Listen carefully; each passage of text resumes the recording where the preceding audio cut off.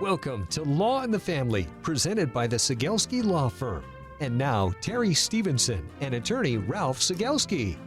And good morning, listeners. Welcome back to the program here on WOMT 1240 Radio, 107.9 FM, and streaming WOMTradio.com. Ralph, good morning, sir. Hey, how you doing, Terry? I can't complain, can you? No, not really. But you know what? All these are on a podcast. They're linked up to my website and everything, ralphlawyer.com. I mean, it's kind of fun. I had a young guy come in. He was actually a full-fledged engineer. Came in and kind of got this done before starting his real job. Yeah. And so the podcasts are out there. People are listening to them, by the way.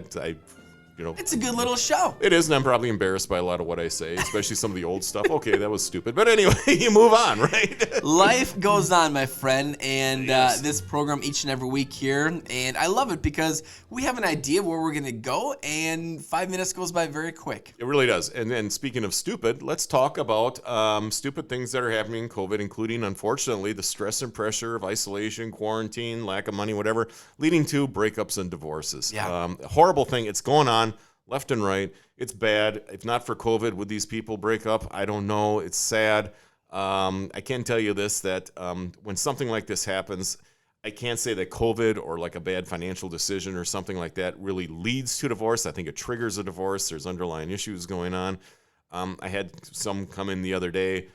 It's a very trivial things can lead to that. So, for example, I'm not going to say exactly what they said, but one person, for example, wanted to hire a lawn care service to come in and thatch the yard and, pay $60, $80. The other one said, no, that's stupid. We can do it ourselves. The argument escalates, and I'm doing a hand thing right now, like a ladder going up. It escalates. Pretty soon things are said that can't be taken back, and bang, there's a divorce filed. Stupid. Okay? I'm very good at de-escalating a situation, which means, okay, I can see this is getting out of control. Let's calm down. Let's take a breath. Okay, let's not let it get that far. But I tell you, it's happening. People are at their wits' end. The patience is gone. It's bad. So to you listeners out there who are listening, hey, if you're having a rocky time in the marriage, don't let COVID beat you. This tiny, tiny, tiny microscopic virus should not break up something big like your marriage, especially if you got kids. You just don't want to be doing that. But if you do, give us a call. Maybe I can talk you down. Maybe I can, one of the things I've always said is that I'm not sitting there waiting at the front door for all the divorces to walk in and making them happen. I'm there trying to make sure they don't happen if necessary. I don't need every case walking in to become a big, ugly, horrible divorce to make a living. I'd prefer to have that good feeling, the smart thing, which is let's get these people back together. And you know what? That is happening. People are getting a little breath of fresh air. They're starting to straighten out. Terry, you're just kind of looking at me with a blank stare right now. Yeah, no, I'm just, it is unfortunate to know and to hear all of the brokenness that is going on in the world, and especially knowing that COVID has played a part of that. Mm-hmm. Those are some of the statistics that I think are under talked about, right? Suicide. Oh, yeah.